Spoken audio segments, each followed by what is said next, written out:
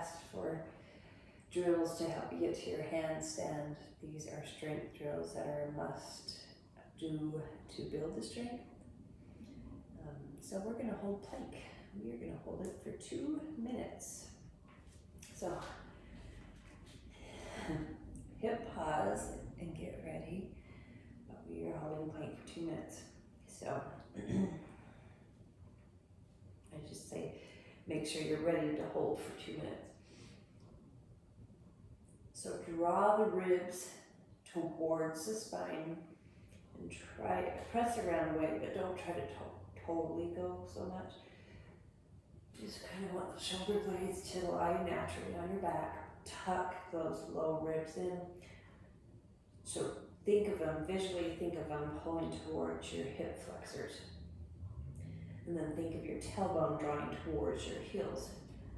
Notice I am moving because it helps pass the time and it takes your mind off how your shoulders are starting to burn. So let's go ahead and lift the right leg. I always say this in my class, you're always welcome to drop to a knee, but keep your hips engaged and the core engaged. All right, if you've lifted the right leg, go ahead and release it. Now we're going to lift the left leg. And again, I'm rocking back and forth, back and forth. Try to keep that low belly drawing into the spine. Again, like someone's punching you. Good. All right, we're almost there. Almost there. So just rock back and forth. Maybe hold. Notice how my shoulders are past my fingertips. Get your wrist strong. Shift back. Do that again. Breathe. We're almost there. Almost there. And there. Roll out those shoulders. Whew. All right. Roll out those wrists.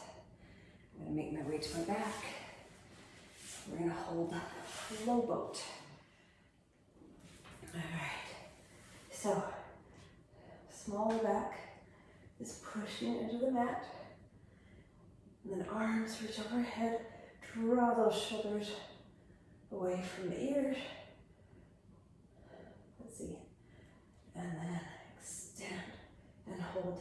Do not, it lifts some. So maybe just bring your knees into your chest. Or lift your feet a little higher. Try to keep, my belly just bulges because that's my body. But maybe try keeping that engagement. Keep trying to press the small of the back into the mat throughout. Maybe bend the knees. If you're doing this right, your belly should be burning. Breathe. Maybe extend one leg, then the other. Keep drawing those shoulders away from the head, ears, whatever. Maybe bicycle the legs. Keep pressing the small of the back. Make your adjustments. If it lifted, mine has, so I've readjusted. Keep breathing. We are there. Release, draw your knees into your chest. Oh, good job. That was a minute hold. All right, we're back. We are going to do plank, full plank. Half plank is always an option, so please listen to your body. And we're going to do shoulder taps with the arms. We're going to do 10 each hand. All right, so go ahead and lift up. Press ground away, draw that low belly and draw the ribs towards the hip bones. And start with one hand and tap the shoulder, opposite shoulder. Try to keep your hips square, so the farther apart your feet are, easier it is to keep the hips square. So engage the belly, take your other hand, tap shoulder. So that's one. Keep going. 2, trying to keep those hips square. 3, 4,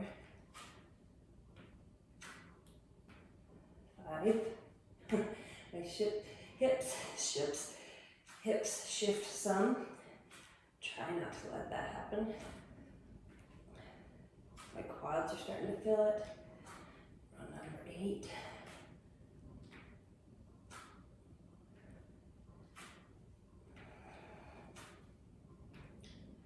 We need these shoulders nice and strong. Okay, that was 10. You're welcome to keep going with me, or drop. And you can drop to your knees throughout. Don't lose form on this.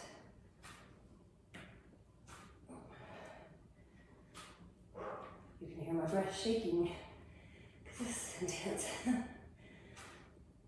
press back down, dog. Nice.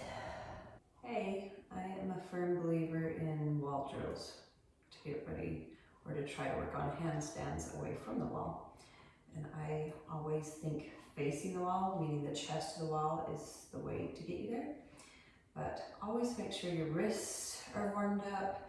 You can pull one finger at a time, pull it down, pull them down, shake them out.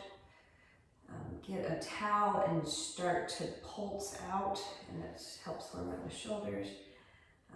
But definitely make sure your wrists are warm and your shoulders. So the plank hold will help your shoulders get warm, chaturanga, but make sure you're nice and warm. And then face the wall and place one foot on the wall and see where both legs are straight. See where your heel is, and then turn around and your hands go where your heel just was. And then you crawl up the wall, and then you're going to start one leg at a time, lifting it overhead. Try and keep your low belly tucked in, trying to keep your hips square, and trying to keep your tailbone pressing towards your heels. It's incredibly hard. I'm going to try to switch one leg at a time, but I would recommend, if you're just starting this, to bring one foot back to the wall and then switch. But crawl up the wall. I always start in a squatting position. Knees are bent, and then I press, draw that low belly in. I am in an L right now. Take the right leg up. Try and keep pressing that tailbone through that heel. Switch legs. Bring it back. Really flank through those toes. It's a mix between flex and point. Alright, keep switching, keep drawing that low belly in. And then make sure you always leave energy to come out. Alright, here's some more handstand. We're actually going to do actual handstands. But warm up the wrist first. I like to take and tabletop my wrist to each side of the mat, and then just roll, I should say my fingertips to the opposite sides of the mat. Roll forward, back, and the other way. So I've already warmed up my wrist really well. Make sure you do that before ever inverting, because you will hurt your wrists if you don't train them properly. All right, so start outside. One of my dear friends that actually is an inversion guru now, she's my little protege, Angie Monroe. She had a great idea just to start outside, because you can fall, and if you fall, you hurt yourself.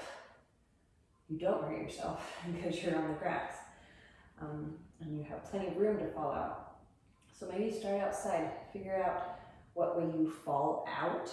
I cartwheel out to the left. Everyone has a dominant side, so try to get outside and figure it out.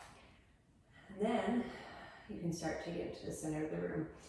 So place your hands down, wrap those triceps back, and you want to keep your shoulders over those hands the entire time, and then spider through those fingertips. So draw your fingertips. So my knuckles and the palm are down, and my fingertips and the white nail beds of my hands are white because I'm pulling so much.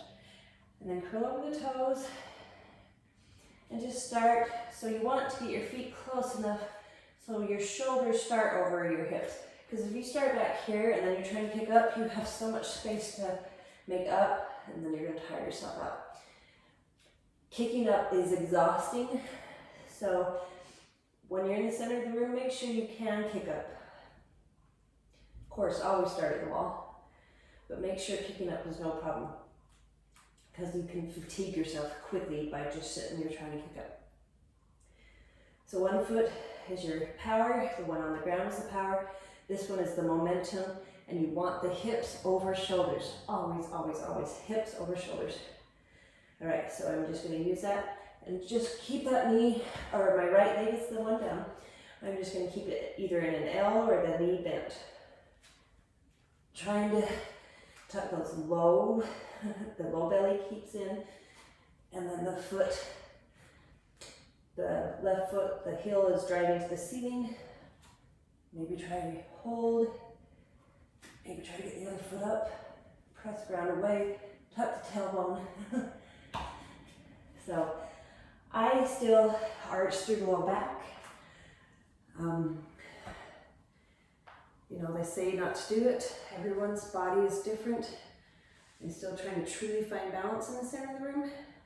I've been working on handstands for 3 years now, and I'm still trying to find balance. Everyone progresses differently, and everyone's body is different. So listen to your body. If something hurts, don't do it. And just be kind and patient with yourself. I wanted a handstand day one that I started. It just doesn't happen.